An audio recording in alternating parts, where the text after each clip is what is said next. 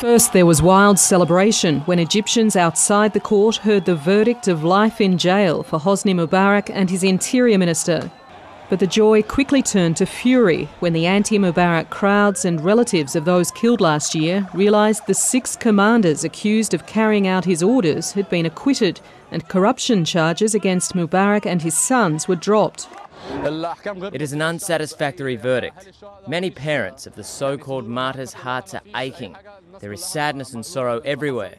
Of course we are not happy with the verdict.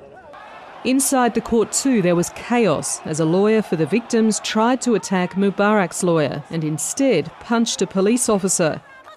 Furious demonstrators later smashed the court's windows in anger at the verdict, and within hours protests had broken out across Egypt.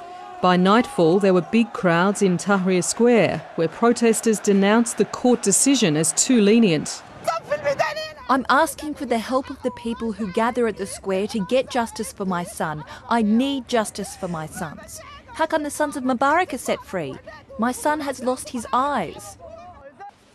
In his verdict, the Chief Judge defended the trial as fair. He said the former President and Interior Minister had failed to stop security forces using deadly force against unarmed demonstrators, and he described Mubarak's decades in power as 30 years of darkness.